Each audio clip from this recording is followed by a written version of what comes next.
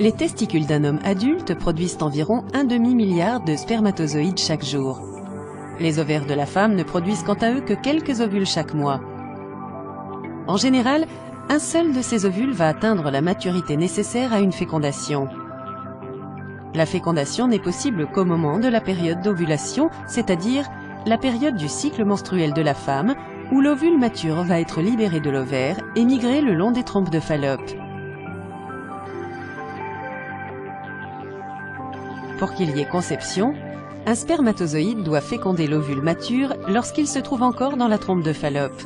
L'ovule fécondé va ensuite s'enfouir dans la muqueuse de l'utérus et former un embryon.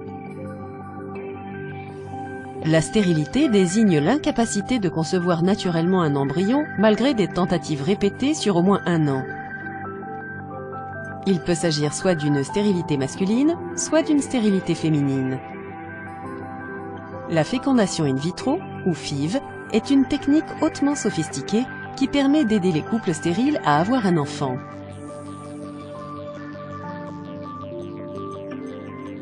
Au cours d'une FIV classique, on administre en premier à la femme des traitements qui favorisent la fertilité en stimulant la production d'ovules matures en quantité. Une fois que les ovules arrivent à maturité, on les récupère à l'aide d'une aiguille placée dans le vagin. Les ovules sont ensuite placés dans une boîte de pétri spéciale. Après une étape dite de lavage du sperme, celui-ci est introduit dans les ovules récupérés.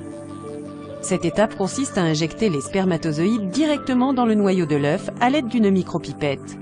Il est également possible de simplement laisser les spermatozoïdes en compagnie des ovocytes dans une boîte stérile spéciale.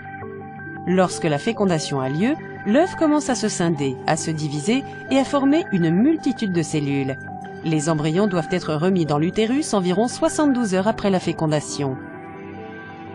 La procédure de transfert de l'embryon consiste à introduire un tube flexible appelé cathéter qui passe par le vagin, le col de l'utérus, jusqu'à atteindre l'utérus. Les embryons sont déposés dans l'utérus par l'intermédiaire de ce cathéter. Des traitements supplémentaires peuvent être prescrits pour améliorer la probabilité de nidation des embryons dans l'utérus. Afin d'augmenter les chances de grossesse, on transfère en général plusieurs embryons à chaque fois. C'est pourquoi les FIV donnent parfois naissance à plusieurs bébés à la fois.